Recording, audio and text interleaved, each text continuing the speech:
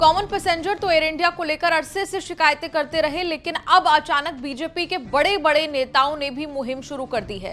मोदी सरकार के मंत्री शिवराज सिंह चौहान, पूर्व केंद्रीय मंत्री राजीव चंद्रशेखर, पंजाब बीजेपी अध्यक्ष सुनील जाखड़, बीजेपी प्रवक्ता जयवीर शेरगिल, बीजेपी के अब तक इतने बड़े बड़े लोगों ने एयर इंडिया के खिलाफ आवाजें उठाकर सनसनी मचा दी है। सरकार के अंडर रहकर भी विवादों में रहने वाली एयर इंडिया का मुकद्दर टाटा के पास जाने के बाद भी नहीं बदला।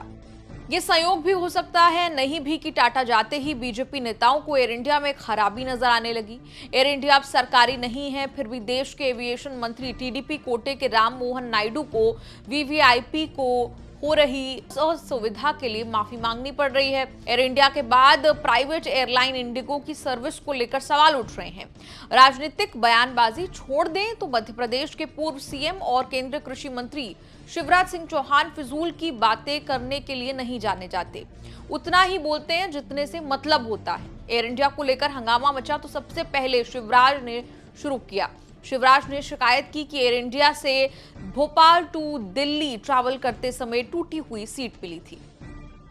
केंद्रीय मंत्री होते हुए शिवराज ने सोशल मीडिया पर लंबा पोस्ट लिखा कि मेरी धारणा थी कि टाटा प्रबंधन के हाथ में लेने के बाद एयर इंडिया की सेवा बेहतर हुई होगी, लेकिन ये मेरा भ्रम निकला। मुझे बैठने में कष्ट की चिंता नहीं है, लेकिन यात्रियों से पूरा पैसा वसूलने के बाद उन्हें खराब सीट पर बैठना अनैतिक है। क्या ये यात्रियों के साथ धोखा नहीं है? शिवराज ने जिस सीट को लेकर शिकायत की उसके बारे में एयर इंडिया का कैंपेन चलता है, not just a seat, it's a statement. Shivraj की शिकायत के लिए एविएशन मंत्री राम मोहन नायडू ने माफी मांगी। मजे की बात यह है कि एयर इंडिया के एक्स हैंडल ने शिवराज से माफी मांगते हुए यह भी लिख दिया कि kindly DM us a convenient time to connect. Social media language में डीएम का मतलब डायरेक्ट मैसेज माना जाता है। शिवराज सिंह की शिकायत पर बात आगे बढ़ाते हुए केरल बीजेपी नेता और पूर्व आईटी मंत्री राजीव चंद्रशेखर ने भी टाटा को लपेटा। कहा कि टाटा ने एयर इंडिया का अधिग्रहण करके एयरलाइंस में प्रतिस्पर्धा और उपभोक्ता की पसंद को कम करने की स्थिति पैदा कर दी है। टाटा कंपनी को व्यवस्था अच्छी रखनी होगी। पंजाब बीजेपी अध्यक्ष सुनील जाखड़ ने इंडिगो के साथ खराब अनुभव शेयर करते हुए कहा कि आरोप लगाया कि इंडिगो और एयर इंडिया में चलता है वाला रवैया चलता है। टूटी सीट एयर इंडिया का एक्सक्लूसिव डोमेन नहीं है। अब ये सब चल ही रहा था कि बीजेपी प्रवक्ता और licence trade pilot Jaiveer Shergill भी एयर इंडिया पर टूट पड़े। सर्विस से जयवीर शेरगिल इतने नाराज हुए कि एक्स पर लिखा कि अगर सबसे खराब एयरलाइंस के लिए कोई ऑस्कर के समान अवार्ड होता तो एयर इंडिया प्रत्येक कैटेगरी में जीत हासिल करती।